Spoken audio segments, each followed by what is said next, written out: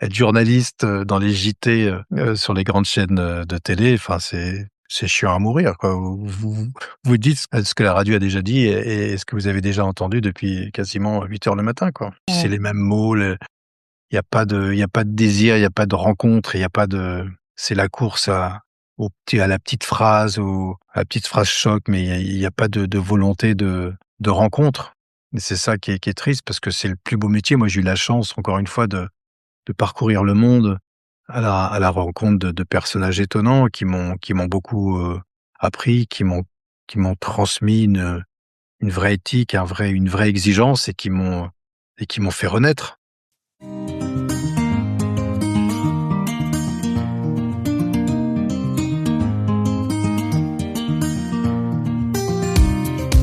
Bienvenue sur Aujourd'hui, écrivons demain, le podcast Feel Good qui met en lumière les acteurs du nouveau monde et vous redonne espoir.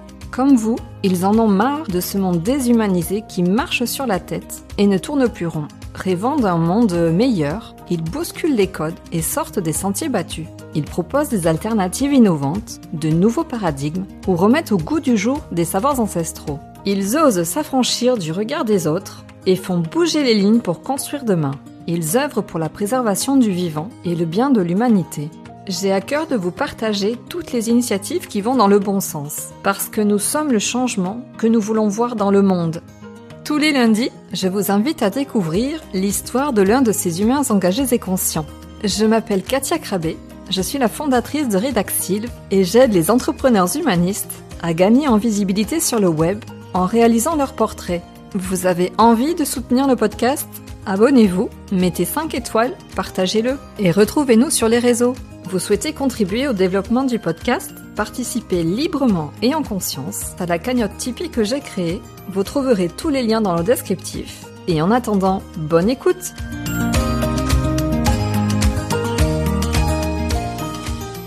Aujourd'hui, je suis très honorée de recevoir Pierre Barnerias. Bonjour Pierre. Salut Katia, ça va? Oui, toi? Bah écoute, oui, ça va de mieux en mieux chaque jour. On essaye. Alors, c'est ce que je t'entends dire souvent, ouais, il faut essayer de garder le cap. Tu es journaliste, réalisateur, producteur, scénariste, directeur de la photographie. On peut même ajouter auteur puisque tu es en train d'écrire un livre. Mes auditeurs et moi, on tient déjà à te remercier pour tout le travail que tu as accompli. Et en ce qui me concerne, tu m'as aidé grandement à comprendre le monde qui nous entoure, notamment au moment du Covid. Si j'ai plongé littéralement dans l'effroi comme beaucoup en mars 2020, j'ai vite ressenti une dissonance que je n'arrivais pas à expliquer. Et c'est en visionnant Hold Up, le documentaire que tu as réalisé donc sur le Covid à l'automne 2020, que tout s'est éclairé. J'ai ouvert la boîte de Pandore, saisi l'ampleur de l'ombre dans ce monde et je ne l'ai plus jamais refermée depuis. Et je me surprends à être un peu comme Lilou, tu sais, dans le 5e élément. On la voit dans Mmh. une séquence où elle voit toutes les horreurs du monde comme ça qui défilent et c'est un peu ça. Je te connaissais d'avant le Covid parce que je t'avais découvert avec Les Yeux ouverts que tu as coproduit. Donc c'est un documentaire sur les soins palliatifs, que j'ai Mmh. d'ailleurs toujours en DVD, parce que moi à l'époque je bossais en palliatif. Mmh. Et Thanatos, donc l'ultime passage, un documentaire sur l'après-vie. D'ailleurs, si mes souvenirs sont bons, j'avais pris contact avec toi à l'époque pour organiser un ciné-débat dans le centre de gériatrie où je travaillais, mais le Covid avait tout stoppé. Donc Mmh. merci infiniment d'être là et merci à Anne-Marie qui nous a permis donc que cette interview puisse se faire. Merci à elle, ouais. Oui, petit coucou. Il y a quelques mois, donc, tu as participé à ta dernière interview sur Tocsin et tu as annoncé te retirer du monde de l'information. Mmh. Pourquoi cette décision? Pourquoi prendre la parole à nouveau aujourd'hui? Est-ce que tu as un message à transmettre? Alors d'abord, j'ai aucun message à transmettre. Je suis pas un messager, je suis juste un témoin. Bah, j'arrête le métier de journaliste, documentariste, de réalisateur de documentaires pour une bonne et simple raison, c'est que j'ai plus rien à dire, j'ai plus rien à montrer. Enfin, j'ai l'impression en tout cas que les sujets d'intérêt que je trouvais intéressants de porter au grand public, il y en a plus. D'autant plus qu'aujourd'hui avec l'intelligence artificielle, bah, le monde du journalisme n'existe plus. Déjà, on avait de sérieux doutes sur les journalistes qui étaient déjà en poste. Là, maintenant, on n'en a plus du tout. C'est-à-dire que la presse, il y en a plus, les journalistes, il y en a plus. Alors effectivement, il y a des journalistes, on va dire, qui font, du journalisme, enfin d'une presse alternative, mais, enfin voilà, en tout cas, moi, ce monde de l'information ne m'attire plus. Même je le vomis aujourd'hui parce que je sais qu'on est dans un empire du mensonge et tout est bien verrouillé. Et là, on l'a vu de toute façon à la sortie de Hold Up, c'était tellement clair. C'est pas pour rien que l'AFP a été mise en examen pour diffamation, donc ça montre aussi la plus grande agence de presse mondiale est mise en examen pour diffamation sur un sujet qui a fait polémique soi-disant. Enfin polémique pour les élites, hein, pas pour les journalistes qui ont, juste répondu comme des toutous, à la main qui leur donnait à manger, c'est tout. Donc, vous vous rendez compte que la presse aujourd'hui, elle a tué la liberté d'expression et ça, on appelle ça des journalistes, c'est pas des journalistes. C'est juste des VRP, de ces élites, mortifères et criminelles et tout ce qu'on veut. Enfin, j'ai pas de mots pour qualifier le monde dans lequel on est rentré et moi, c'est pas mon monde. Donc je Mmh. m'en extrais parce que j'ai pas envie d'être contaminé par le mal, qu'ils répandent partout sur tous les réseaux, dans tous les micros, sur tous les écrans. Est-ce que tu es un peu désabusé aujourd'hui?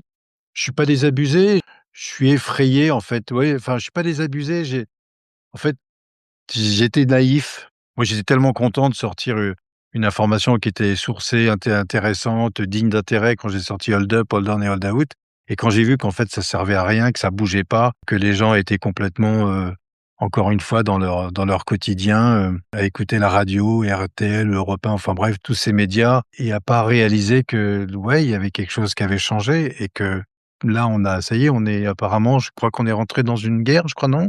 Une 3e guerre mondiale, enfin quelque chose comme ça. Tout est en train de sortir aujourd'hui, l'affaire Epstein, non, c'est pas intéressant. Enfin de savoir que, bah, oui, qu'il y a un complot qui est là depuis, de toute façon des complots, il y en a tous les jours, mais ça apparemment il y a des journalistes qui le découvrent seulement aujourd'hui, c'est quand même grave, tu vois?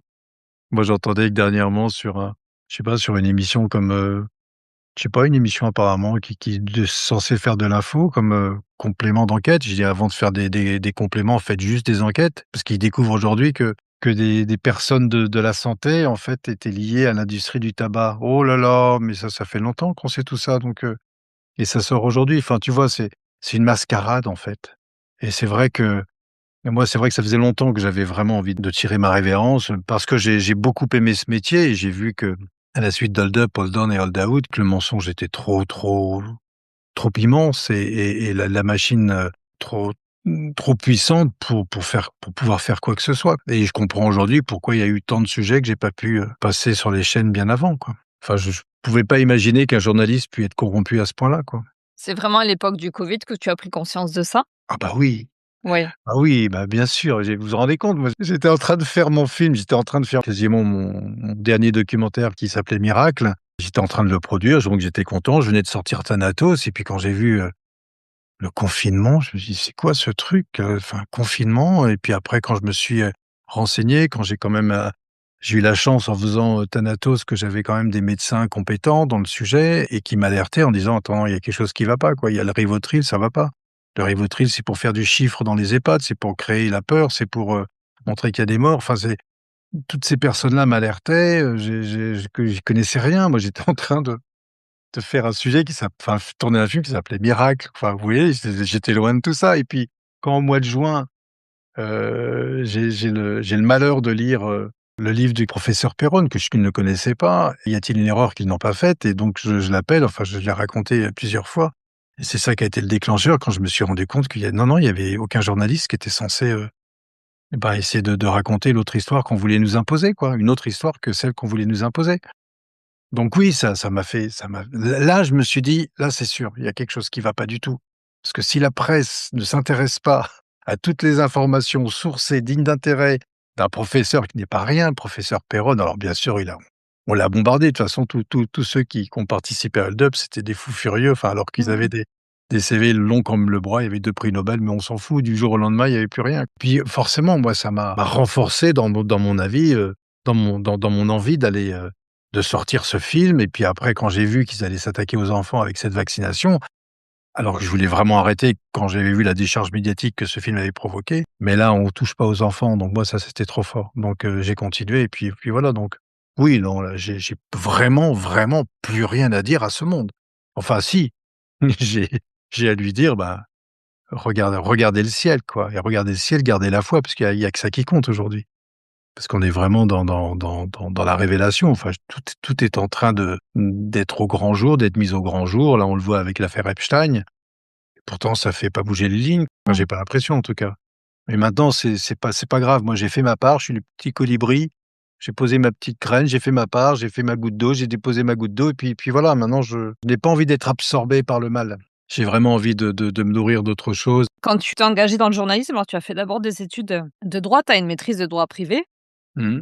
C'était quoi ton intention à ce moment-là? Pourquoi tu as bifurqué déjà sur le journalisme et c'était quoi, ton int Moi, je me suis cherché, en fait, et j'étais persuadé que jamais j'aurais eu mon bac parce que j'étais dans une famille où il fallait être ingénieur ou rien et bon, je me suis vraiment, pas du tout entendu avec mon père, quoi, donc pour me faire comprendre, que j'étais un bon à rien, bon, bah, il me traitait d'idiot, d'imbécile, depuis l'âge d'avoir 3 ans, depuis l'âge de comprendre le français jusqu'à mes 40 ans. Donc c'était vraiment une bataille frontale avec, mon cher paternel, que je bénis maintenant parce que tout est pardonné, enfin en tout cas de mon point de vue. Mais voilà, ça fait que, bah, moi j'étais un petit peu je suis le 3e d'une fratrie de 6 au total et en fait, voilà, j'étais pas fait pour faire une école d'ingé. Le hasard a fait que j'étais tellement surpris d'avoir mon bac que j'ai commencé par des études de médecine histoire de faire genre, bon, bah, ça faisait bien sur le CV et puis c'était quelque chose et puis, au bout de 3 4 mois, je me suis rendu compte que j'étais vraiment pas fait pour ça.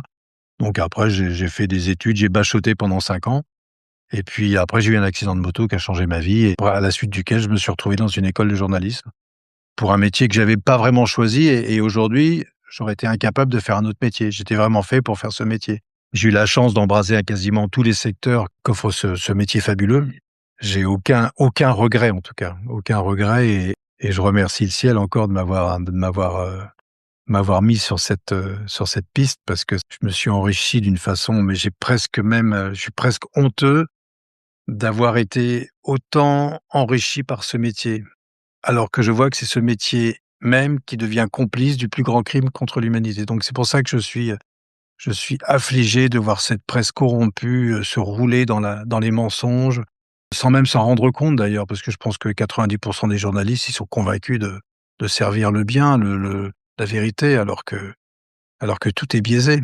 Tout est vraiment biaisé. Le mensonge devient vérité et l'inverse. On est vraiment dans un système, complètement inversé et la preuve, a été donnée avec cette Covid, avec cette pandémie, qui a bel et bien été créée, voilà. Alors je sais pas pourquoi aussi, j'ai un petit peu ma petite idée maintenant, mais je la garderai pour moi et tant mieux, quoi. Oui, on en a un point où on a du mal à discerner le vrai du faux. Tu parlais de l'IA tout à l'heure, c'est ce que tu m'avais dit quand on avait échangé un peu, que on Mmh. savait plus faire la part des choses entre ce qui était vrai et ce qui était faux. À C'est quoi fini. bon peut-être continuer? Non, mais c'est fini. Aujourd'hui, tu ne peux plus croire en aucun texte, aucune image, aucune photo. C'est pas pour rien que l'IA est intervenue et est sortie, tu vois, ça du chapeau, 2 ans après la Covid, quoi. Enfin, Ouais, c'était en 2021, je crois, non, ChatGPT, ou ouais, enfin, non, 2022. non, Ouais, ouais, 2022 quasiment, ouais. 2022. Puis là, on voit bien que maintenant c'est fini, quoi. C'est fini. Pour vérifier une information, c'est plus possible. La seule source, la seule façon aujourd'hui de reprendre la main sur l'info, c'est ce que j'avais imaginé, c'est de faire une agence citoyenne où, tous les citoyens, en fait, se prennent en main, puisqu'on est tous porteurs d'informations, on est tous des reporters potentiels. Donc l'idée de Citizen Light que j'ai créée en 2022, c'était vraiment de bien dire à tout le monde: «Mais écoutez, vous êtes tous des journalistes et des reporters potentiels. Vous avez une information, vous nous l'envoyez avec votre pièce d'identité, on vérifie et vous la signez et vous la signez, c'est-à-dire que vous êtes porteur de l'information et si on trouve que cette information est intéressante, voilà, riche d'enseignements et qui puisse intéresser le plus grand nombre, et ben, on la diffuse et au moins comme ça, on est un véritable contre-pouvoir. On est 7 milliards, ils sont quoi? Ils sont une poignée, ils sont peut-être quelques milliers, pas plus, quoi. Et les citoyens se sont saisis de cette proposition-là? Bien non, pour être très franc, parce Ouais. que j'ai lancé Citizen Light en disant: «Bah, envoyez-nous vos informations» et en fait, on a reçu très peu d'informations. Et pourquoi? Parce que pour cela, il faut avoir une force de frappe énorme, il faut faire connaître Citizen Light et j'ai pas réussi à la faire connaître. En tout cas, il y avait pas les moyens de publicité pour dire: «Voilà, on est une agence de presse citoyenne. Où que vous soyez, vous avez la possibilité de devenir reporter. Envoyez-nous vos informations, devenez reporter citoyen. Où que vous soyez, quel que soit votre métier». Vous pouvez être, je sais pas, femme de ménage ou, ingénieur ou je sais pas, ou peu importe votre métier. Vous êtes témoin. Si vous êtes témoin d'un événement, d'une information qui a du sens et qui est d'utilité publique, ben, on prend. Mais c'est vous qui la signez cette information, donc c'est à nous juste de vérifier l'identité. Mais maintenant, ça va devenir difficile de vérifier ce genre d'information avec l'IA. Sauf que, si, parce que carte d'identité, puis vous signez avec mais même tout peut être, faussé, donc c'est fini. On est vraiment dans l'empire du mensonge, dans un empire qui est bien en place et donc là, maintenant, c'est non, c'est terminé. C'est vraiment terminé. Rideau, rideau. Pardon, hein, mais tant mieux parce que ce rideau se ferme, mais il y en a un autre qui est en train de s'ouvrir et moi, c'est ce qui m'attend, c'est ce qui m'intéresse. C'est-à-dire que ce monde de la corruption, du mensonge, de l'égoïsme, de l'individualisme, de tout ce que vous voulez, de la mort, parce que c'est vraiment, on est dans une culture de mort, mais j'ai Mmh. jamais vu ça. On n'a jamais autant tué qu'au XXe siècle et là, on s'apprête à détruire les 3 quarts de la planète. Donc oui, on est dans une volonté manifeste de destruction de l'humanité, de l'humain, de la créature. Donc après, ça pose des questions philosophiques. Voilà, bah, moi je pense qu'on est vraiment dans un combat entre le bien et le mal et que voilà, qu'il y a des forces. Là, je voulais faire, je me rappelle en 2010, donc ça remonte déjà, je voulais faire un sujet sur les sectes satanistes. Ah Intéressant, oui. le satanisme, c'est une religion aux États-Unis, voilà, pourquoi on s'y intéresse pas? Mais là, quand vous voyez que tout ce qui est en train de sortir avec les files d'Epstein, ça devrait faire la une de tous les médias non-stop depuis 3 semaines, un mois, c'est fini quoi, non. Mmh. Mais tout est sous nos yeux. Et Et tout je est me suis fait la tout est réflexion il y a pas très longtemps, j'avais, regardé une série américaine et un jeune homme qui dit que ses parents font partie de la rel enfin des satanistes et que enfin c'est clairement sous nos yeux, c'est clairement dit, enfin c'est banalisé en fait, clairement. Bah, on bah a toutes les informations à disposition, hein, de toute façon maintenant et même depuis quelques années, à qui veut bien voir et entendre et lire, et c'est pour ça que je me dis que c'est vraiment une chance inouïe et moi, c'est vrai que je regrette vraiment pas d'être, né à cette époque parce que je suis en train d'assister à un changement de paradigme, peut-être un changement de civilisation, peut-être à la fin d'une espèce, c'est l'espèce humaine. Enfin, je ouais, mais en tout cas, à quelque chose d'important et qui va marquer, l'histoire du monde ou l'histoire de notre planète. Parce que ce qui se passe aujourd'hui, c'est complètement la folie totale, quoi. En sachant qu'on appuie sur un bouton, c'est terminé. Enfin, le monde n'existe plus, quoi. Et je rejoins justement, ma première enquête que j'avais faite en 2014 sur Notre-Dame, qui est quand même la femme la plus peinte, la plus priée, la plus scrutée de l'histoire de l'humanité et qui annonce, comme c'est la reine des prophètes, la destruction des 3 quarts de la planète. Elle l'annonce au Japon, depuis 1973 et c'est le secret de Notre-Dame de Fatima. Fatima, c'est pas rien, c'est un personnage aussi, qui est important pour l'islam, pour le milieu musulman. Pourquoi Notre-Dame est-elle apparue à Fatima?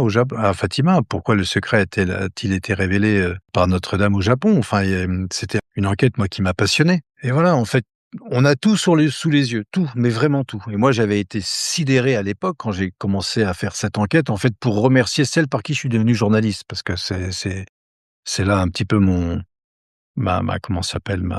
J'aime pas le mot conversion parce qu'on se convertit tous les jours au bien, hein. On est tellement petit, on est tellement miséreux, misérable avec notre orgueil, notre prétention, notre savoir, notre arrogance et en fait, moi, j'ai eu un accident de moto le 6 juin 88 quoi, qui m'a mis, je sais pas 15 jours dans le coma et j'en suis sorti complètement indemne à la suite de cet accident.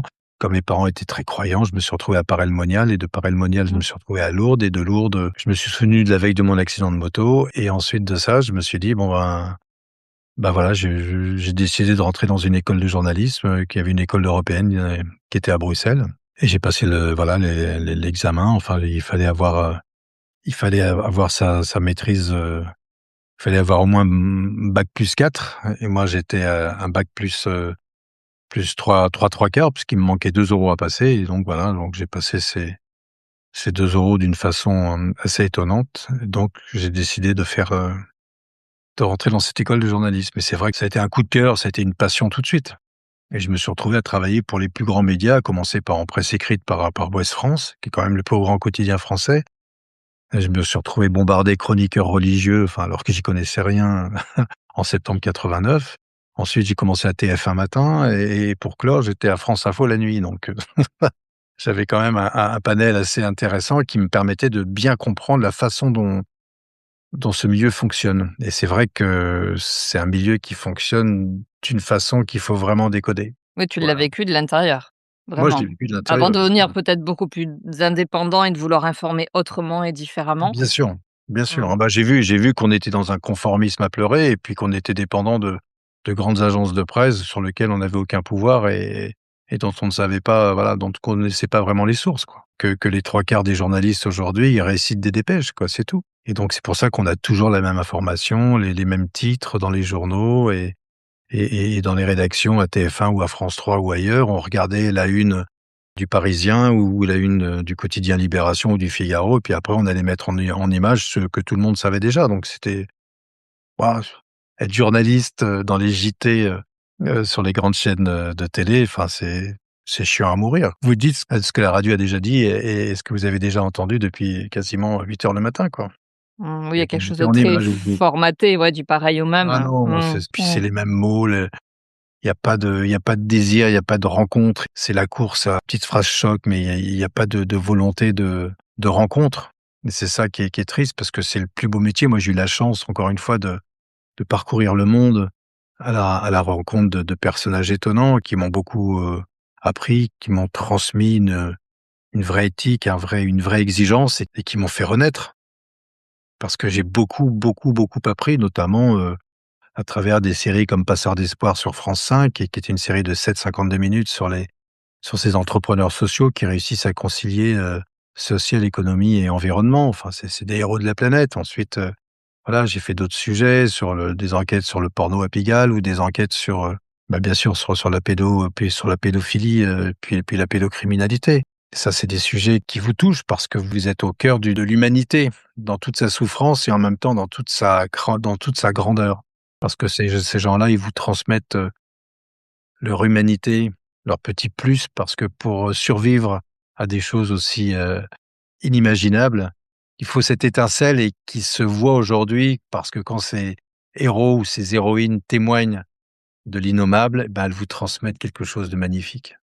Bah, c'est ce que tu as essayé de nous transmettre dans Les Survivantes. Bien sûr. C'est pour ça que je termine, au Mont-Saint-Michel. Ah oui, cette À séquence, travers elle est extraordinaire. C'est pour ça que j'essaye à travers tous mes films d'avoir, ce petit plus qui donne de l'espoir parce que voilà, moi j'ai la chance d'être chrétien et qui est pas une religion dogmatique puisque c'est un avènement, c'est Dieu fait homme, le mystère de l'incarnation, continue de me bousculer et là on est à quelques jours de la célébration de Pâques, c'est bouleversant. Enfin, je veux dire que l'histoire d'un Dieu qui a décidé de se faire homme pour se faire massacrer par sa créature, pour se faire torturer et pour 3 jours plus tard, seulement 3 jours plus tard, dire: «Coucou les non, non, finalement c'est bien moi, je suis bien votre Dieu». Enfin, c'est bouleversant, un Dieu qui se fait crucifier par sa propre créature juste pour nous dire que voilà, qu'on est sauvés. Sincèrement, l'histoire est tellement invraisemblable qu'elle ne peut être que vraie. Enfin voilà ma réflexion, basique. Maintenant, j'ai eu la chance d'avoir cette connexion parce que pour moi la foi c'est une rencontre et voilà et c'est vrai quand vous avez la chance de faire cette rencontre et moi je l'ai faite parce que j'ai à plusieurs reprises, je ne faisais plus partie de cette planète, à plusieurs reprises, j'étais déjà voilà, j'étais déjà là-haut et je suis encore là donc tant mieux. D'ailleurs, on me reproche d'être encore vivant aujourd'hui. On me dit: «Pierre, mais pourquoi tu es encore là avec tous les films que tu as faits?» Je dis: «Bah écoute, j'ai peut-être une bonne étoile et tant mieux, quoi». C'est une question que je me suis posée, figure-toi. Parce que Mmh. tu as abordé quand même un certain nombre de sujets, comment dire, plutôt, sensibles, tabous pour certains avec ta société de prod. Enfin, tu as traité de l'après-vie avec Thanatos, donc j'ai parlé en introduction, du sacré avec donc M et le troisième secret miracle que j'avais vu à Biarritz, tu étais venu aussi en avant-première. Le scandale, sanitaire du Covid, donc tu disais Hold Up, Hold On, Hold Out. La pédocriminalité avec Les Survivantes et ta série qui est actuellement aussi en diffusion, C'est notre petit secret. On peut se poser la question effectivement, comment tu passes à travers parce que tu as été fortement malmenée et particulièrement ces dernières années. Comment effectivement toi tu tiens debout? Parce que les anges nous aiment. Voilà, les anges nous aiment. Ça, je pense qu'au ciel, il y a des myriades d'anges qui ne demandent qu'une seule chose, c'est de nous aider. Mais comme personne se tourne vers eux, ils font rien, ils sont au chômage. Donc je Mmh. pense qu'il y a une myriade de d'anges au chômage. Voilà, moi je les sollicite régulièrement, quotidiennement et voilà et je suis encore là et tant mieux et après, on verra bien où j'irai. Il y a toujours une phrase qui m'aide à une phrase du pape Jean-Paul II, enfin qu'une personne que j'ai beaucoup aimée pour l'avoir approché de près. «N'ayez pas peur» qu'il a lancé en 78 ou en 81, je sais plus. Le «N'ayez pas peur», voilà, ça me touche parce que la peur, c'est vraiment l'ennemi de l'humanité. C'est la peur qui a engendré toutes les guerres, tous les conflits et voilà, la peur. Alors bien sûr, il y a des peurs qui sont salvatrices, mais quand je dis la peur, c'est vraiment, la peur de l'autre, la peur de voilà, de l'inconnu. Qu'est-ce que tu nous conseilles pour ne pas avoir peur? La confiance. La confiance, dans le créateur. Vous mettez ce que vous voulez, sur le créateur. Vous pouvez mettre Dieu, vous pouvez mettre, n'importe qui d'autre. Moi, je crois en un Dieu qui s'est fait homme et qu'on est en 2026 après lui. Donc c'est facile à croire en lui il a réellement existé. Il y a rien de plus sourcé que l'histoire du Christ. Vous le regardez là, on est à quelques jours des fêtes pascales, enfin de la crucifixion. Ben, c'est facile de plus avoir peur quand vous voyez par où il est passé et juste pour nous dire: «Mais bande de crétins, aimez-vous, quoi». Je connais pas de plus belle citation que de dire: «Bah, aimez vos ennemis». Moi, j'essaye, hein, je pense pas en avoir, mais j'essaye quand même d'aimer ceux qui font du mal et le pire, c'est que c'est souvent les gens que vous aimez le plus qui vous font le plus du mal parce que le mal vient souvent d'eux, quoi. Vient parfois d'eux et donc ça, c'est la chose la plus douloureuse à supporter. C'est pas forcément des ennemis affichés, c'est surtout le mal du cœur qui est la douleur la plus sournoise. C'est même pas un conseil, c'est: «Oui, n'ayez pas peur, arrêtons d'avoir peur et réjouissez-vous». Ce que je trouve dommage, c'est que enfin, c'est une impression, c'est que moi, plus j'avance, plus je m'émerveille de la vie, plus je m'émerveille. Là, on est au printemps, mais je peux pas faire 2 pas sans m'émerveiller de tous ces bourgeons, de toutes ces fleurs qui explosent de partout. C'est magnifique, on a la preuve sous les yeux de l'éternité. On a la preuve sous les yeux de l'éternité, mais putain, c'est bon, la mort, c'est pas une fin. Regardez, la nature, elle est là sous nos yeux. Enfin, je veux dire, l'hiver, ben, voilà, il y a toutes les feuilles sont tombées, l'arbre, il est mort, non, il va renaître, il renaît 3 mois plus tard. Enfin, c'est prodigieux, quoi et il renaît d'une façon aussi, comment dire? J'arrive pas à trouver le mot, mais c'est un feu d'artifice. C'est un feu d'artifice, c'est une explosion de vie. Vous avez, enfin, moi, je suis toujours émerveillé par ces mais toutes les saisons, en fait. Toutes les saisons là, par exemple, j'essaye de terminer au plus vite l'écriture d'un scénario et en même temps le livre que j'ai commencé il y a plus de 4 ans pour raconter cette histoire de dingo et là, j'ai vraiment aussi envie de me plonger dans du blanc, dans la neige, dans le blanc. Pourquoi? Parce que je suis, complètement, comment dire? Je suis vraiment dans un étonnement de gamin, d'enfant quand il neige. J'adore de voir la neige tomber. Mais vraiment, je suis, fasciné. Pourquoi? Je sais pas, c'est l'éloge de la lenteur, cette lenteur, en plus cette beauté qui tombe, qui recouvre et tout est blanc, waouh! Rien que de voir ça, moi je peux rester des heures à regarder la neige tomber, ça me gêne pas, quoi. De se reconnecter à ça, ça aide aussi effectivement à tenir bon. Bah oui, bah, je pense que le plus bel exemple est sous nos yeux. Il est sous nos yeux. Moi, je suis, encore une fois fasciné par l'arbre. L'arbre, quelle force! Quelle force! Et pourtant, quoi, il ne se nourrit que de soleil et de flotte, quoi, enfin et quand vous voyez la force d'un arbre, il nous abrite du soleil, il donne à manger aux oiseaux, il permet de capter l'eau, il donne de l'oxygène, il capte le carbone. Pour moi, c'est vraiment, la présence de Dieu sur terre, hein, l'arbre, hein. Je vais loin, mais c'est avec ses racines. Il est discret, personne ne le voit et pourtant il est partout. Il est partout. Et sa présence, moi, dès que je vois un arbre, je remercie et puis je sais que notre créateur, il était là. C'était un homme il y a 2026 années, quoi, donc c'est quelqu'un qui nous a rejoints, qui a épousé notre condition humaine et mon Dieu, qu'est-ce qu'il a souffert, hein! Waouh! Parce qu'un Dieu qui se devient homme pour souffrir comme il a souffert en tant qu'être humain et en tant que Dieu également. De se voir autant rejeté par sa propre créature, c'est une souffrance qu'on n'imagine pas. De savoir ça, ça permet de relativiser pas mal de choses. De Mmh. savoir que notre propre créateur parce que souvent on dit: «Ouais, mais Dieu, il est tellement loin». Ben non, non, il est pas vraiment, quoi. Bah non. Ce qu'il a souffert il y a de enfin, ce qu'il a fait surtout, il y a 2000 ans, c'est unique. C'est juste un je crois que c'est incommensurable. On peut pas imaginer, je pense qu'on est à 1000 enfin, d'imaginer la dose d'amour qu'il faut pour faire un tel acte, pour faire une telle action, sincèrement. C'est inimaginable et c'est pour ça que j'étais ravi. En plus, c'est quand même un hasard assez incroyable. Je sors Thanatos un mois avant la covid et au départ, c'était ça, parce qu'au départ, je voulais faire un film pour dire: «Écoutez les gars, calmez-vous quoi, il y a peut-être quelque chose après la mort, donc arrêtez d'avoir peur de tout» et donc je voulais vraiment à travers ce film rassurer un petit peu rassurer, être rassuriste. Vous savez, on nous a traités de rassuristes. Ah, les journalistes qui ont inventé des termes parce qu'ils savaient plus comment dans quelle case nous mettre. Bah, l'idée, c'était ça, quand j'avais imaginé, avec une collègue, d'avoir cette idée un peu folle de te faire venir, d'organiser une soirée, débat avec, ton documentaire, toi et mes collègues et les familles des résidents où je travaillais. C'était d'être rassuriste parce que, on accompagnait, la fin de vie tous les jours et comment accompagner ce passage, en fait? Et il y a tellement d'angoisse. Je me souviens quand je suis allée le voir à Bayonne, la salle était pleine, c'était une avant-première. Merci au cinéma de l'avoir diffusé parce que beaucoup qui ont refusé de diffuser ce genre de documentaire. Aujourd'hui, je pense que ça changerait. Aujourd'hui, Thanatos, je pense que s'ils diffusaient le film comme un vrai film, moi, j'ai toujours été diffusé, bon, allez, une séance par-ci, une séance Mmh. par-là, mais si vraiment les cinémas, diffusent, Thanatos avec, 2 séances par jour pendant une semaine, mais ça serait la folie. Je pense que le film cartonnerait, vraiment. Tout comme, voilà, les survivantes, ils m'ont massacré parce qu'ils m'ont donné une séance par salle.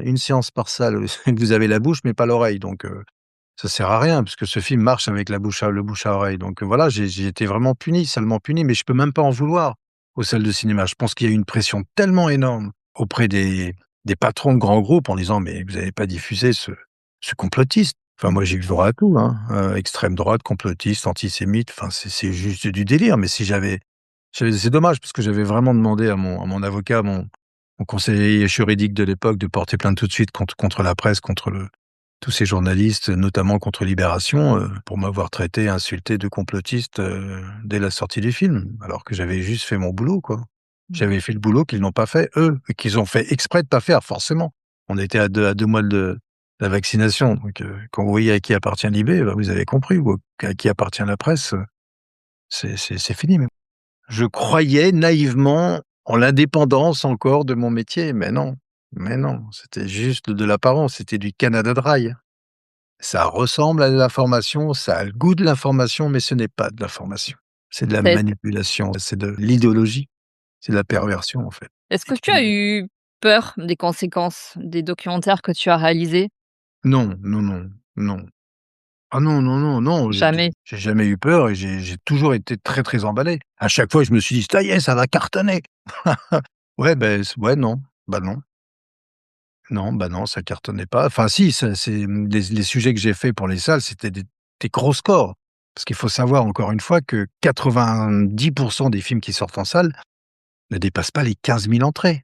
Thanatos, ça fait 60 000 entrées. M et le troisième secret a fait 70 000 entrées. Et c'est vraiment un film que j'aime beaucoup. M et le troisième secret, Thanatos, d'ailleurs, je vous invite vraiment à aller les regarder si vous les avez pas vus parce que c'est des films qui, waouh! Même encore aujourd'hui, moi, M et le troisième secret, j'ai pu le voir, peut-être une centaine de fois. Oui, il Mais mérite vraiment d'être vu plusieurs fois. Une seule fois ne suffit du pas à tout intégrer, puis ça demande de la mmh réflexion. et je l'ai Ouais. vu du début jusqu'à la fin et d'ailleurs, là, on va essayer d'organiser en août prochain une grande fête, pour la paix au château de Chailly, là où commence ce film, avec le coproducteur de ce film qui s'appelle Mike Satai, qui est le patron qui a monté, c'est un Japonais qui a décidé d'acquérir un château, en Bourgogne qui était en désuétude, qui partait à l'abandon et quand j'ai visité son château, en fait, j'ai découvert qu'il avait changé de vie à la suite de la découverte d'une statue de la Vierge qui s'appelait Notre-Dame de Nagasaki et qui a survécu à la bombe de Nagasaki. Alors que, voilà, la bombe a explosé à 200 mètres de là, il y avait une statue en bois et qui est restée intacte. Et depuis, en fait, il parcourt le monde à chaque fois qu'il c'est un homme d'affaires, hein. On va dire, c'est un vrai businessman et qui travaille dans le milieu médical. Et quand je l'ai rencontré au château de Chailly, il y a, bah, maintenant plus de, 10, 15 ans, je voulais terminer, sur une note très positive pour mon film Ami le troisième secret. Et je voulais terminer par un chercheur japonais, comme ce fameux troisième secret vient du Japon, il me fallait un japonais et quand j'ai découvert l'existence de ce japonais un petit peu hors norme, qui était en France, qui était un bourguignon, qui était amoureux de la Bourgogne et j'ai découvert sa passion pour la France et pour les vignerons et aussi son amour de Notre-Dame à travers la découverte de Notre-Dame de Nagasaki et je me suis dit: «Mais c'est lui qui va être dans le film». Parce qu'il est vraiment juste incroyable et puis chaque année depuis 20 ans, il organise une course pour la paix. Une course pour la paix tous les étés avec qui? Avec Bernard Hinault, Francesco Moser, des stars mondiales. Il y a près de 300 coureurs chaque année qui prennent la course. C'est en Bourgogne, il y a 3 courses, une course de 200 kilomètres, une course de 70 kilomètres, une course de 30 kilomètres. Il y a pas un média, il y a pas un média qui vient parler de cette course, à part le petit média local. C'est quand même dingo. Une course comme ça pour la paix depuis 15 ans. 15 ou 20 ans, je sais plus. Aucun média n'en a parlé. Puis là aussi, ça m'a intrigué parce que quand et c'est pour ça que d'ailleurs j'avais décidé de faire du cinéma parce que je voyais qu'il y avait des sujets qui passaient pas le cap, quoi. Des sujets qui m'étaient refusés alors que pour moi, c'était vraiment des sujets dignes d'intérêt et qui pouvaient intéresser le grand public. C'est comme ça que tu as choisi tous les sujets de documentaires que tu as réalisés? Parce que ça passait pas justement sur la presse, traditionnelle? Entre autres, mais en plus de ça, c'est que moi, ce qui m'intéressait aussi, c'est de d'être libre de faire ce que j'ai envie de faire.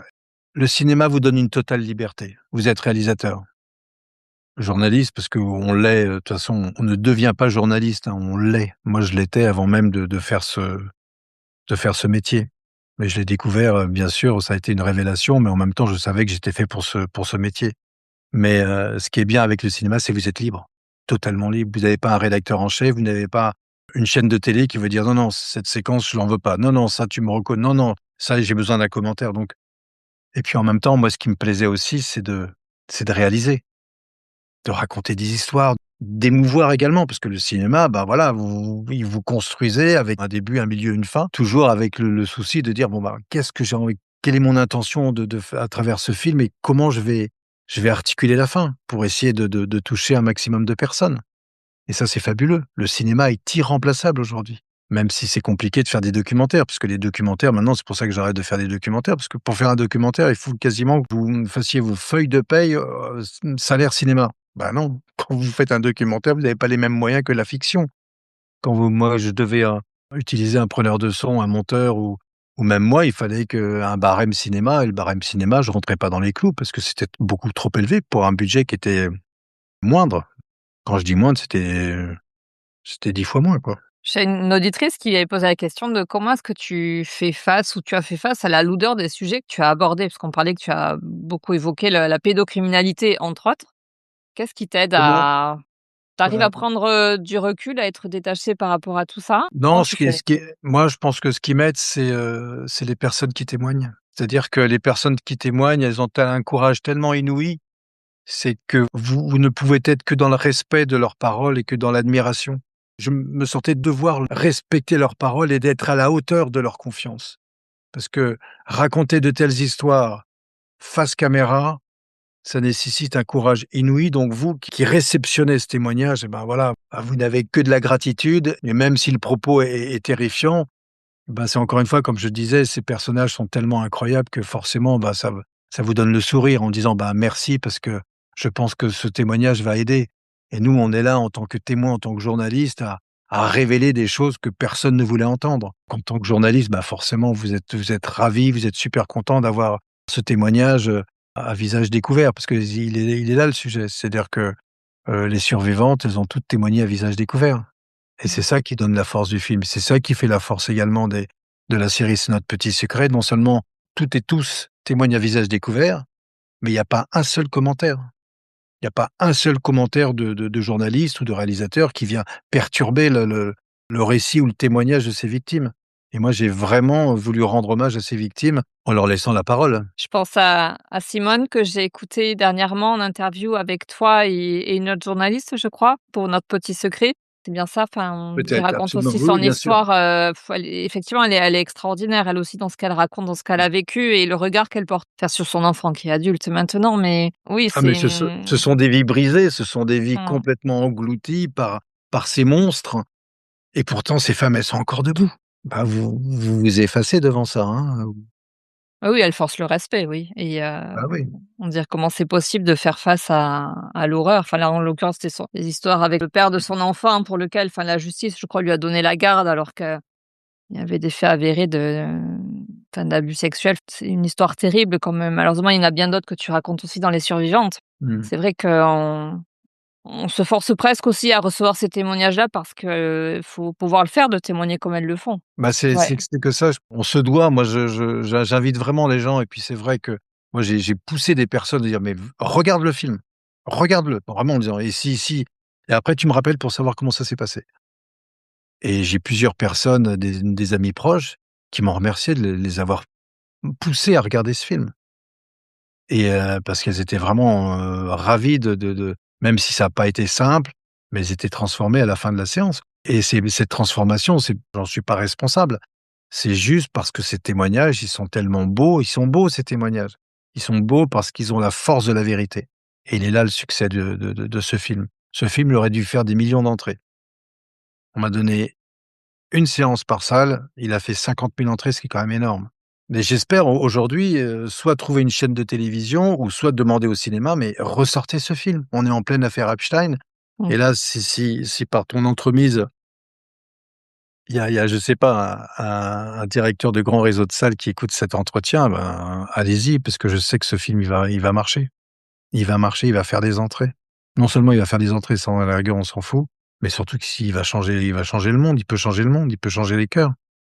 Il peut ouvrir les yeux sur une réalité que personne ne veut voir et qu'on doit voir. Il peut sortir dans les salles aujourd'hui. Il y a rien qui l'empêche, enfin, Bah, il y a rien qui l'empêche, il est déjà sorti, puis il a montré que c'est un film qui marchait très bien.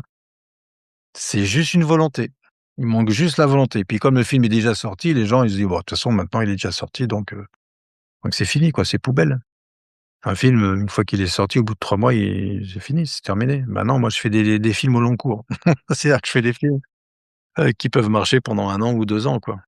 Mais là, ce qui serait bien, c'est qu'effectivement à un moment donné que je sais pas, un grand réseau d'exploitation de salles se disent: «Bah, tiens, ce film, je vais le prendre et je vais le sortir pendant une semaine avec une séance par jour». Mais pas une séance à 10 heures le matin. Parce que c'est ça aussi. Quand vous avez des séances à 10 heures ou 9 heures le matin, qui va au cinéma à 10 heures le matin? Personne. Donc c'est une façon de dire: «Je l'ai diffusé, il a pas marché», donc c'est pas sympa. est-ce que nous, citoyens, on peut à nouveau solliciter nos salles de cinéma, Mais bien locales? sûr, mais Mmh. au contraire, vous allez voir votre cinéma, vous dites: «Écoutez, voilà, il y a un film qui s'appelle Les Survivants», donc la personne, l'exploitant va aller regarder la salle, qu'est-ce que c'est quel est ce film? Tiens, 4, 4-2 sur Allociné, c'est pas mal et il va voir le nombre d'entrées, il se dit: «Bah, tiens» et puis, si vous leur dites: «Écoutez, voilà, j'aimerais diffuser ce film parce que j'ai une association, parce que je peux faire venir du monde et que ça m'intéresserait et je peux vraiment faire remplir la salle», il sera le la personne sera ravie et puis moi, éventuellement, je peux éventuellement demander à une survivante de venir animer un débat s'il y a un débat et c'est comme ça après que petit à petit le film peut redémarrer, j'en sais rien. Mais il y a toujours possibilité et puis je pense que le cinéma est irremplaçable.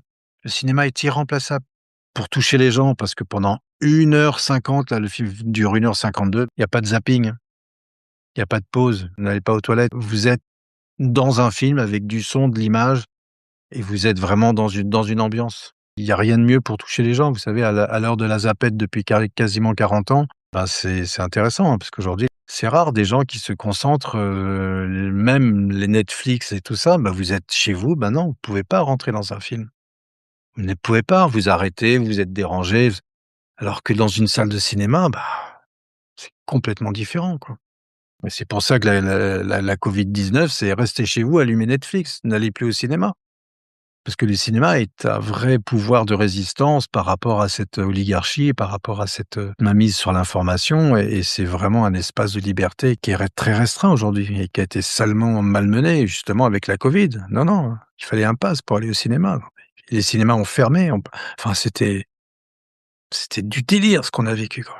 Contre toute attente, c'est pas forcément les cinémas les plus indépendants qui projettent ce genre de documentaires ou de films, hein. Par Ah chez non! moi, ce sont les grandes salles, des groupes, CGR qui ont, programmé des séances comme celle-là, comme aussi Les Soignants Suspendus de Fabien Moine, par exemple et moi, j'avais remercié le directeur du cinéma.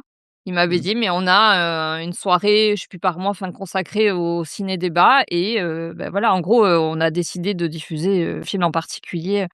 Je Ouais. sais que les salles les plus indépendantes, sont dans le refus de quantité de films de cet acabit, en fait. Parce que ce sont les salles les moins indépendantes. Elles sont Oui, complètement idéologisées. C'est ouais. impressionnant. Moi, je suis sorti dans les grands multiplex, toutes les salles dites, je dis bien dites indépendantes, elles les ont refusées. Pour quelle raison? «Ah bah non, c'est un complotiste. Ah bah non, non, c'est un truc religieux. Ah bah non». Enfin, à chaque fois, c'était de l'idéologie qu'on me balançait. C'est impressionnant quand même. Des salles qui devraient être normalement à l'origine, bah, de la diversité d'opinions, de tout ce que vous voulez, bah non, là, on se retrouvait ah non, dans un sectarisme à pleurer, quoi. Un vrai sectarisme. Parfois, j'avais l'impression d'être, je sais pas, de revenir au Moyen Âge, quoi, enfin. Et encore le Moyen Âge, c'était une belle période, quoi. Non, mais non, c'est fou, hein. J'ai rarement vu ça quand même de la part de gens qui sont censés défendre la liberté d'expression. Moi, j'ai eu des réactions terrifiantes. notamment sur Les Survivantes, sur M et le troisième secret, sur plein d'autres films. Sur Thanatos un peu moins, mais quand même. Thanatos, c'est un film qui aurait dû être diffusé partout, dans toutes les salles. Tu sais, je comprends pas. Je comprends pas. Je comprends pas comment on peut être exploitant d'une salle de cinéma et être aussi rigide sur des films. Enfin, il y a aucune violence, il y a aucun dogme, il y a aucune idéologie, il y a rien, c'est juste du factuel, surtout en documentaire, surtout dans le docu, je comprends pas. Qu'est-ce que tu aimerais qu'on retienne de tes 30 années d'expérience de journalisme, documentariste? Ma foi en Dieu, c'est ça. Moi, il y a que lui qui sauve. La foi dans l'unique sauveur. Tous mes films, j'ai essayé vraiment de les faire à la lumière de ma foi que j'avais et d'une façon, intelligente. Quand j'étais journaliste, je me posais toujours: «Est-ce que c'est vrai ou est-ce que c'est faux?» C'est tout, parce que la vérité, elle s'impose à tout le monde, que vous soyez, athée, chrétien, musulman, juif, franc-maçon, tout ce que vous voulez, on s'en fout. La vérité, elle s'impose à tout le monde. Moi, j'étais un chercheur de vérité. Mais au fond de moi, la vérité, je la connaissais. Enfin, je veux dire, je suis le chemin, la vie, la vérité. Donc, il y a qu'une seule personne et puis on est en 2026 après lui. Et là, tout le monde va arrêter pour être en vacances, fête de Pâques, Noël. Je veux dire que c'est quand même un homme qui a marqué l'histoire du monde. Qu'est-ce qu'on en a fait aujourd'hui? Rien. Si, on a fait du Père Noël, des machins, des vacances de printemps, vacances d'hiver, oui. On a tout renié. Et tu crois pas qu'on se tourne à nouveau vers lui? Enfin, je pense, tout à l'heure par rapport à ce que tu disais, au Sacré-Cœur de Steven et Sabrina Gunel, qui a aussi, bien performé dans les salles à l'automne dernier, Bien sûr, mais et ça, qui nous a c'est reconnectés aussi à ça.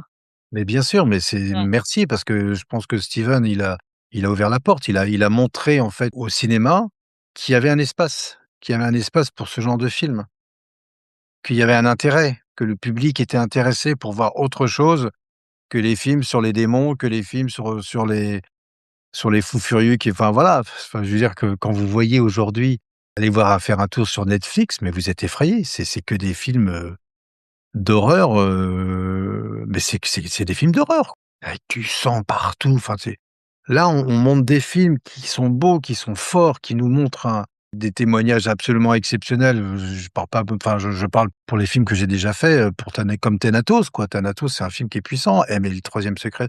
Donc là, c'est bien, c'est qu'avec Steven, il a permis de montrer au cinéma, bah oui, que des films, des documentaires comme ça avaient leur place. Bah super, super. Bah 500 000 entrées, vous vous rendez compte? 500 000 entrées, il y a encore une fois, je redonne ce chiffre parce qu'il est quand vous voyez le nombre de films qui font 2, 3 millions, 4 millions de budget et qui dépassent pas même pas les 3 000 entrées ou les 10 000 entrées. C'est comme ça, mais non et c'est pour ça qu'en fait, j'ai décidé d'écrire et j'ai une joie immense à l'écrire, vous pouvez pas imaginer. Je suis en train d'écrire un film sur Marie-Madeleine, mais c'est un vrai film de fiction, Marie-Madeleine, l'apôtre des apôtres. Pour rien vous cacher, parfois en l'écrivant, j'arrive à verser des larmes, donc moi je sais que je suis un grand émotif, mais quand même et je me réjouis, enfin j'ai hâte de le terminer parce que je vois très bien le film, je vois très bien comment je vais le terminer et j'ai tous les personnages en tête et ça va être une vraie fiction, une vraie fiction. Donc là, pour l'instant, c'est un grand changement et enfin je vais enfin respirer. En même temps, encore une fois, parce que je veux pas me contredire, ce que j'ai vu, ce que j'ai entendu, et ce que je raconte dans ces films sur la pédo, ça reste un vrai cadeau. Ça reste vraiment un vrai cadeau. Pas Ouais. seulement pour moi, mais je pense pour toutes les personnes qui verront cette série, C'est notre petit secret, ou toutes les personnes qui verront, Les Survivantes. Je pense que ça va beaucoup, beaucoup leur apporter. J'ai des témoignages aujourd'hui, j'ai suffisamment de témoignages qui me montrent que ces films touchent en profondeur. On fait pas de la surface, là, c'est sûr, mais par contre, le problème, c'est qu'on n'est pas dans une salle. Donc les personnes, elles peuvent arrêter. C'est pour ça que le cinéma, allez chercher vos salles et demandez-leur ce film. Que ça soit Thanatos ou Les Ah oui, Survivantes ou un autre film, ou Miracle, parce que Miracle, c'est un beau film aussi. Et aussi. je sais pas, mais en tout cas, je peux trouver des gens pour faire des débats et puis dire surtout à votre, directeur de salle ou à votre exploitant, de leur dire: «Mais que ce film, il marche». Il a les chiffres, donc il a accès aux chiffres, donc il sait que c'est un film qui a eu un vrai succès. Où Donc est-ce qu'on peut les visionner en attendant de les avoir en salle? j'ai dû créer ma propre plateforme. Donc j'ai une propre plateforme, c'est pas Netflix encore, c'est Citizen. Citizen, c'est comme citoyen, tiret, le tiret du 6 et V. V comme, vérité, victoire ou Valeureux. vérité, victoire. Je sais pas. Non, j'avais envie de dire: «Va te faire foutre», c'est pour ceux qui qui n'ont pas non, pardon, c'est pas bien. Non, mais voilà, c'est Citizen-V et c'est vrai que c'est le V de voilà, c'est le V de vérité, de victoire parce que le sauveur est déjà venu il y a 2000 ans et la victoire est acquise. Donc il y a pas à avoir peur de rien. Tout est juste, tout est juste. C'est que tout ce qui se passe aujourd'hui, même la folie meurtrière de nos dirigeants, de nos élites, eh bien, ben, tant mieux. Tant mieux parce elle amène un monde nouveau que j'ai hâte de découvrir si jamais, je vis jusqu'à là. Tu fais le pont. Moi, j'interviewe les acteurs du Nouveau Monde, Pierre. C'est quoi pour toi le Nouveau Monde? Le nouveau monde, bah, le nouveau monde pour moi, il commence déjà. Le nouveau monde, il est là. Il est déjà présent en nous. Mais vraiment, ce nouveau monde, il est si on se reconnecte à ce créateur, ben, on va le créer ce nouveau monde. Ça viendra naturellement. Il y aura même pas besoin de l'imaginer, il viendra lui-même. Parce que si on vit vraiment à travers lui, tout sera là. On créera des choses fabuleuses, mais tout viendra. Moi, je peux pas aujourd'hui, je peux pas vous dire ce que ça sera. Il est en tout cas, il est déjà là, je pense. Et depuis 2000 ans, il est en nous et puis même on vient tous de lui, quoi. On est tous, divins.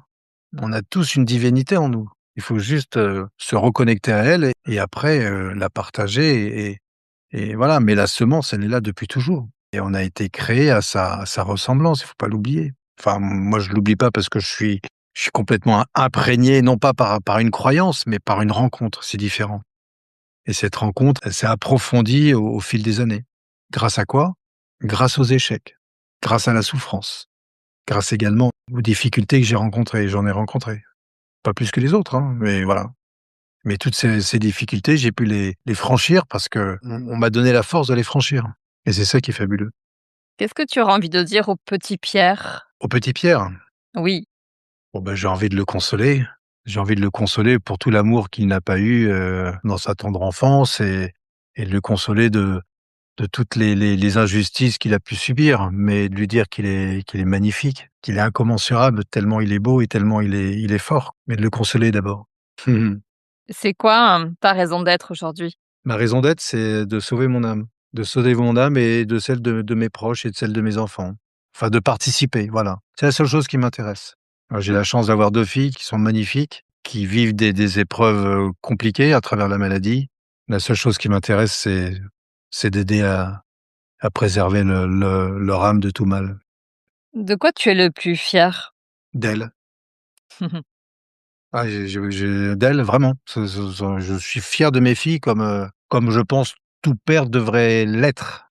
Et je dis souvent, ce sont mes filles qui m'éduquent, parce qu'aujourd'hui elles m'aident à grandir, elles m'aident à travers le parcours de souffrance qu'elles endurent. Je mesure la chance d'avoir des filles aussi belles intérieurement parce qu'elles me donnent encore plus des raisons d'espérer et de croire à travers leurs témoignages. Des témoignages quand vous êtes dans des douleurs extrêmes et que vous gardez quand même cette paix, cette sérénité en disant: «Je vais y arriver. Papa, la souffrance m'a rendu libre». Ben, chapeau, quoi. Bon, on leur dédie cette interview alors. Ah bah, ça marche. Faudrait que je pense à leur envoyer. En général, malheureusement, j'ai du mal à partager, toutes les interviews que je donne. Enfin, je les transmets jamais, quoi. Il n'est Il va jamais falloir. trop tard, écoute, ça Il va n'est être jamais trop l'occasion de tard, voilà, commencer. Ouais. voilà. Mais c'est bien parce que le simple fait de savoir que c'est audio, déjà, ça me plaît. Moi, je suis vraiment un homme de radio et que je préfère l'audio à la vidéo, vraiment. Bah, là, on a juste à se consacrer à la voix, à l'émotion qui se transmet peut-être à travers cette voix, au contenu de ce qui est raconté et pas à tous Mmh. les artifices qu'il peut y avoir autour avec un joli set, avec moi Bah, j'aime merci, bien, merci parce que vraiment voilà, c'est un grand plaisir en tout cas. Ça a été un hein. grand plaisir et merci. Merci à toi Katia parce que une interview comme ça, radio c'est d'abord ça me libère, ça m'a libéré, ça me permet d'être beaucoup plus naturel, de parler plus facilement parce que je suis toujours tétanisé de répondre à des interviews, ça c'est ce que je déteste ça. Et là, ça m'a permis voilà, d'être posé, et de parler beaucoup plus librement que si j'avais été devant un micro et devant une caméra. Ça, on pourrait penser que tu es aguerri au vu de ton parcours, mais c'était toi qui étais de l'autre côté du micro. Exactement ça. Non, non, j'aime pas du tout les interviews radio, ça me gêne pas, mais les interviews télé, je fuis, quoi. Interviews Mmh. avec l'image, voilà, j'aime pas du tout. J'ai refusé de présenter les journaux donc à Ah la oui? télé pour ça, donc ça montre que j'aime pas. Bah, merci. On arrive à la fin de l'interview. Est-ce qu'il y a une question que je ne t'ai pas posée que tu aurais aimé que je te pose? Non, non, elles ont toutes été posées. Non, non, Alors non, elles ont toutes été posées. Non, bon, bravo parce que non, non, vraiment pas. Alors comment est-ce qu'on peut communiquer avec toi et soutenir ton travail? J'ai qu'une seule adresse. Alors si, non, non, il y a 2 façons. Pour ceux qui sont croyants, priez, parce que je crois beaucoup à la communion des saints, à la je pense on est dans 2 mondes. On est dans un monde visible et invisible et comme je disais tout à l'heure, il y a plein d'anges qui sont au chômage, qui ne demandent qu'une seule chose, c'est de nous aider. Ben, ce serait peut-être bien de leur donner un petit peu de voilà, de leur demander de nous aider parce qu'on en a bien besoin aujourd'hui, hein. On est dans un monde belliqueux, qui ne croit qu'en l'argent et au pouvoir donc bah, merci de prier, quoi et merci de prier pour moi si vous le pouvez. Priez pour mes enfants également qui en ont bien besoin en ce moment, pour mes 2 filles et sinon, ça d'une façon plus directe et aussi importante parce que c'est mon seul, c'est ma seule survie, c'est ma plateforme donc si vous pouvez, voilà, venir voir mes films, notamment cette série, c'est notre petit secret, j'insiste, hein, c'est une série de 10-52 minutes que je vends 5,52 minutes que je vends 4,90 €. C'est juste pour vous dire que c'est pourquoi? C'est parce que c'est un travail. J'ai commencé en 2011, j'ai commencé à tourner en 2017, donc ça fait quand même, près de 10 ans maintenant, plus de 10 ans, que pas loin de 14 ans que j'ai vraiment que je travaille le sujet et j'ai pu faire ces films uniquement grâce à 9 coproducteurs qui ont investi de l'argent, mais ils ont pas investi. Ils m'ont donné cet argent, bien sûr, ils sont coproducteurs, mais moi, le plus grand plaisir que j'aurais, c'est de pouvoir les rembourser un jour et pour les rembourser, il faudrait au moins plus de 130 000, achats. Parce que c'est une série quand même, c'est juste pour vous donner un ordre d'idée. Puis c'est une série de qualité, c'est-à-dire qu'au niveau image, moi je peux vous dire que c'est très pro comme, en plus c'est une série sans aucun commentaire. Je suis pas en train de me la brosser là, en disant que c'est un travail qui est mais c'est vraiment de qualité. Juste pour information, une série de 2,52 minutes sur une grande chaîne de télé et j'ai les chiffres précis, hein. Notamment sur une affaire dont tout le monde se fout, notamment par exemple, Rainbow Warrior, c'est 740 000 €. 740 000 €. Là, j'ai une série de 12,52 minutes pour 630 000 € et de qualité. C'est-à-dire qu'encore, c'est même pas des 52 minutes parce que souvent les films font entre 1 heure et 1 h 10 et puis l'information n'est pas gratuite. Il faut savoir que les sommes que je vous ai données tout à l'heure de 52 minutes sur une grande chaîne de télé, c'est 730 000 €. C'est nous qui les payons. Parce que toute la presse est subventionnée par l'État, donc c'est notre argent. C'est avec notre argent, on vous donne une information dont tout le monde se fout, enfin, en règle générale, hein, et qui permettent à des gros producteurs de bien vivre. Moi, coproducteur qui n'attendent rien en retour, qui m'ont donné cet argent pour faire une information que je pense est utile et surtout utile pour toutes les personnes qui sont victimes et dont on va redonner de la dignité en regardant leur histoire. Donc plus il y aura de monde pour regarder ces documentaires, bah, je pense qu'on va leur redonner une dignité que ces fous furieux leur ont ôtée pendant des années. Donc voilà, si vous voulez vraiment, faire bouger les choses et à la fois si vous allez vous enrichir en regardant cette série et en même temps, vous permettrez à ces hommes et ces femmes qui sont juste des héros, bah, de retrouver un peu de dignité et qui sait, peut-être que vous les rencontrerez et ça changera aussi votre vie. Vraiment, je vous le souhaite parce que moi, ils ont changé ma vie. Bah, j'espère qu'à travers toute cette série de 10-52 minutes et ben, qu'elle pourra changer la vie de bien d'autres personnes et je sais qu'aujourd'hui, elle a libéré la parole de milliers de personnes qui ont regardé ces films. Donc allons-y. 4,90 €, c'est 2 litres d'essence aujourd'hui.